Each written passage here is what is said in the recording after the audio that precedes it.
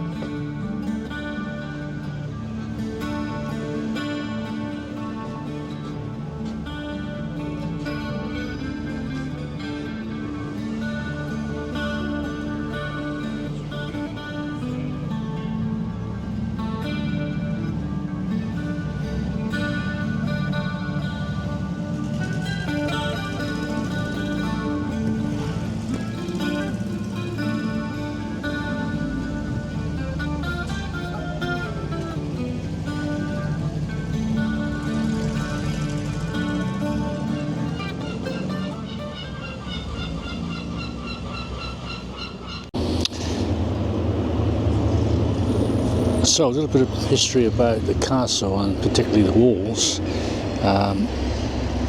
It was built in the early 12th century by the Normans after they took West Wales.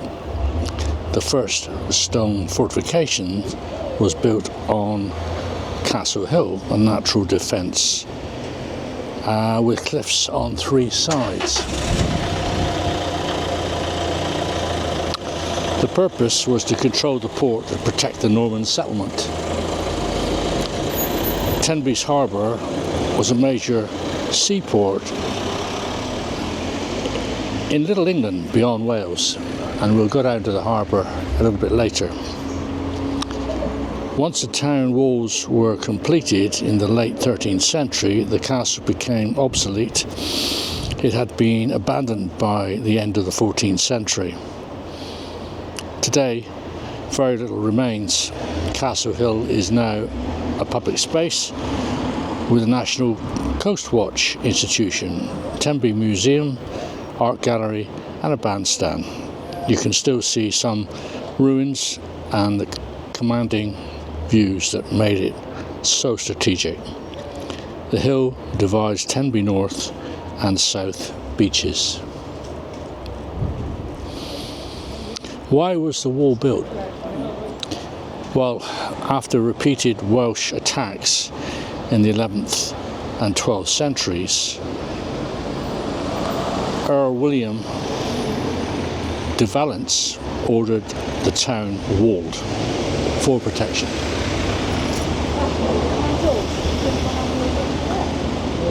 In the late 15th century, stone curtain walls with towers and gates that enclosed most of the old town were put together in a charter of 1290. There were upgrades in the 1400s, and in the mid-16th century, a large 5-shaped arch barbican was added during Elizabethan times due to fears of the Second Spanish Armada.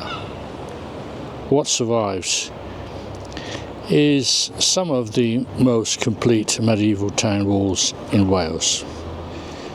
Originally 4 gates, only the semicircular 5-arch gate survives. The others were removed in the 1700s. 6 towers survive, though there may have been up to 24 originally.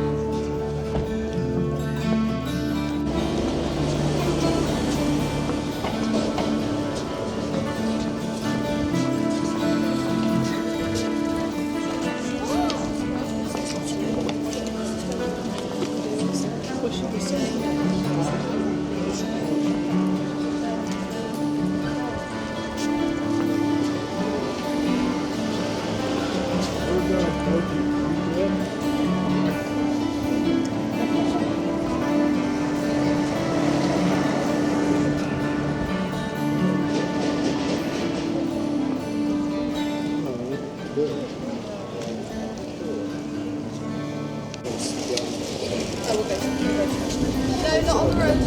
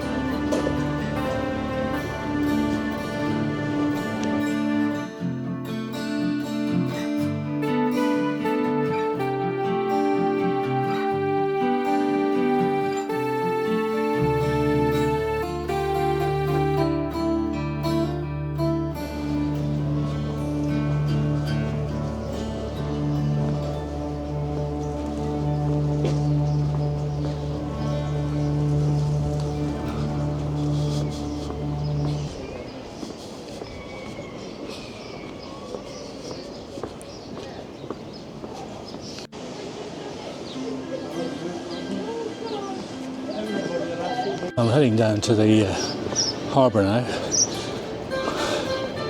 Don't you just love these lovely different coloured houses? And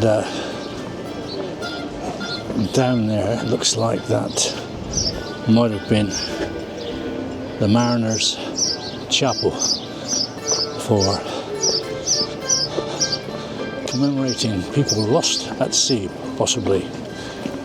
We'll find out when I get down there.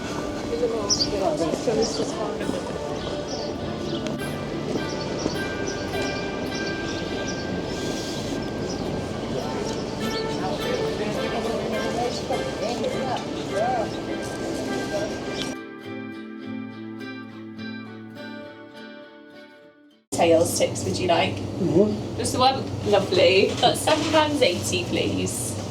And the same, watch the seagulls. Thank you. Yeah, no worries.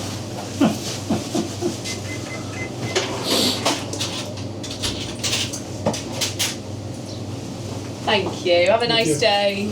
Hi, you okay? Do you have any crab sandwiches left? Yeah, one crab sandwich? Yeah.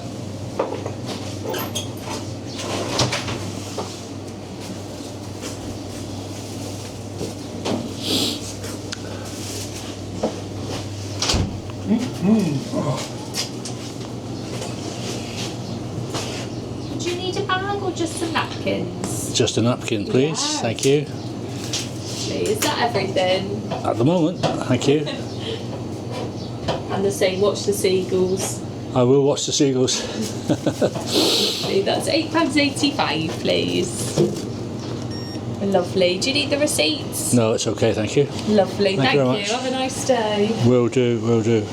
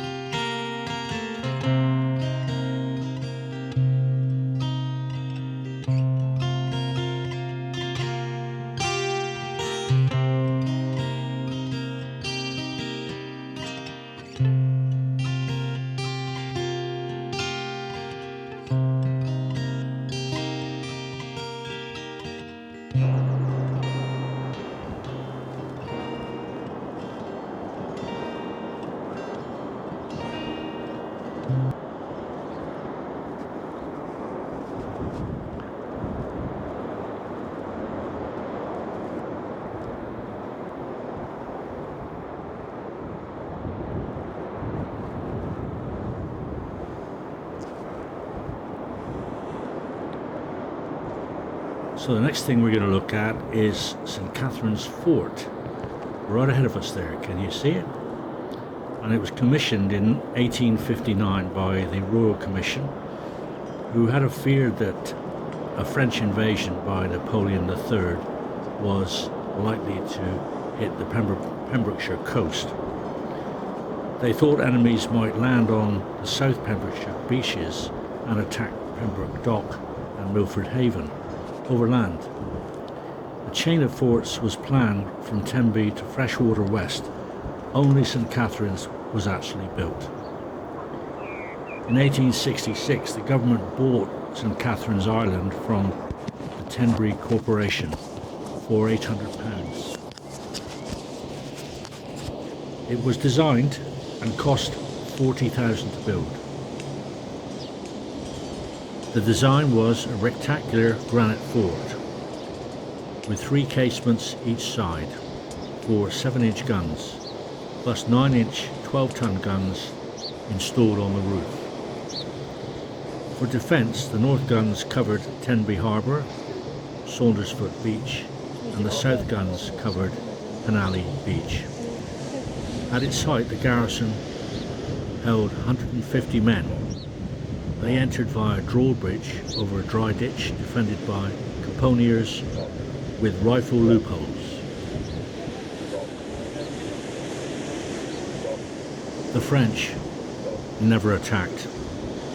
In 1907, the fort was decommissioned and sold to Windsor Richards family, converted into private house, and the gun shields were taken out and windows were put in. In World War I, it was used as a garrison by the army. In World War II, it was compulsorily purchased in 1940, and an anti-aircraft battery was built in the front, garrisoned by Royal Marines, 4th Defence Battery, the Royal Artillery, the Belgium Army, and the Home Guard and RAF. It was graded a listed Grade 2 building in 1951, and since then it's been let to tenants and then reopened as a tourist attraction in 2017.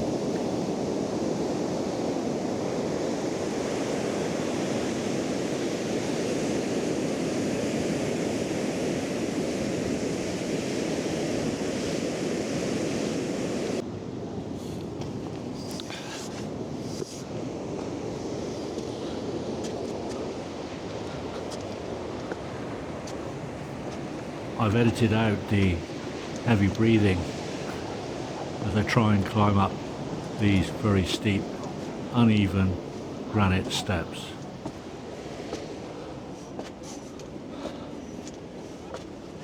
So I'm doing the climbing, but you can just watch.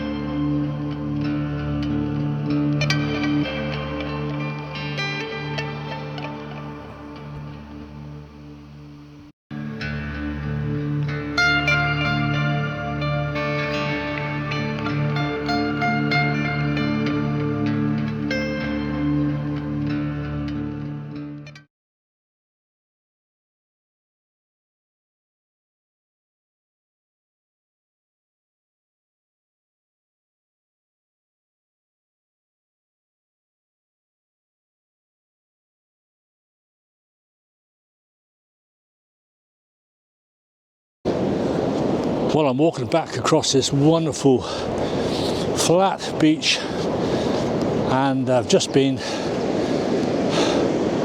up to this fort. I don't know how I got up those steps and back down again, but well worth it. I got crowned at the top of it. You'll see why when you see the video. Anyway, here we go. Back to Tenby, the town, and then gonna pick up some vegetables for later and some bird seed for the wild birds outside of my van, and a shower, some supper, and a